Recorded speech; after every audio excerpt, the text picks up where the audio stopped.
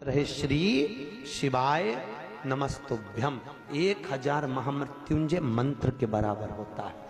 शास्त्र कहता है किसी को हार्ट अटैक आ गया, डॉक्टर बहुत दूर है, एक लोटा पानी लो, उस पानी को पकड़कर श्री शिवाय नमस्तुभ्यम बोलकर कंकर को उठाकर, कंकर जानते हो, किसी भी रोड का किसी भी स्थान का एक पत्थर एक कंकर उठा के पानी के लोटे में डाल दो और श्री शिवाय नमस्तुभ्यम का जाप कर कर 21 बार उतार कर पानी को बाहर फेंक दो। अटैक की बीमारी से भी लोग बच जाते हैं। श्री शिवाय नमस्तुभ्यम का इतना मंत्र का जाप की प्रबलता होती है, इतना मंत्र जाप की प्रखरता। बच्चे बीमार पड़ गए, बुखार आ गया, बुखार उतर ही नहीं रहा, बिल्कुल बहुत समय से लगे, कुछ मत करो, लोटे में पानी लो, थोड़ा सा दूध डाल लो और उसमें एक कंकर डाल लो, कंकर डाला, श्री शिवाय नमस्तुभ्यम बोल के 7 बार उतारो, पीपल के पेड़ में डाल दो, बच्चा स्वस्थ, आराम लग जाए।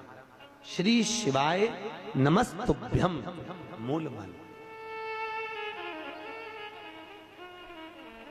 पेपर देने जा रहे हैं बच्चे, एग्जाम में बैठ रहे हैं, इंटरव्यू में बैठ रहे हैं, एक अक्षत चावल का दाना एक लीजिए, श्री शिवाय नमस्तुभ्यम बोलकर घर के बाहर से जब निकलो फेंकते हुए चले जाइए, विद्या में उत्तमता प्राप्त होती है। ये उसी तरह है जैसे घर का दीपक, घर का दीप देखा, घर में जो दीपक होता है उसको बदला नहीं जाता, बार बार नहीं बदलना चाहिए।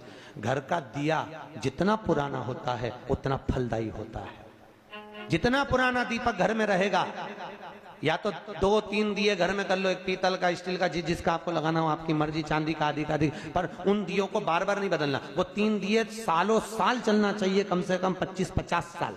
उस दिए की इतनी महत्वता होती है कि घर में अगर कोई बड़ी बीमारी किसी को हो गई तो उसी दिए को धोकर उसका पानी पिलाना चालू कर दो, उस व्यक्ति को आराम लगना चालू हो जाता है। उस दीप का इतना महत्व होता है। वो दिया कोई सहज नहीं होता, माला कोई सहज नहीं होती, गौमुखी कोई सहज नहीं होती, जिसको तुम जप जप कर जिंदगी निकाल दी। जिस आसन पर बैठकर अपन भजन करते वो आसन श्रेष्ठ हो जाता है, उस आसन की महत्वता बढ़ जाती है। कोई सहजता नहीं है, सरलता।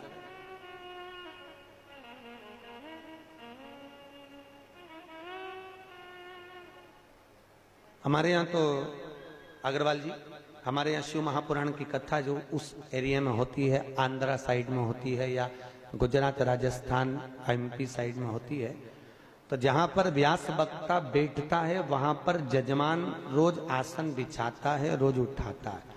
वही आसन जजमान अपने घर पर ले जाता है और उसकी गादी पर बिछाता है, क्योंकि जिस जगह से पुराण को बांचा जाता है उस आसन की बड़ी महत्वता मानी, बड़ी मूल्य।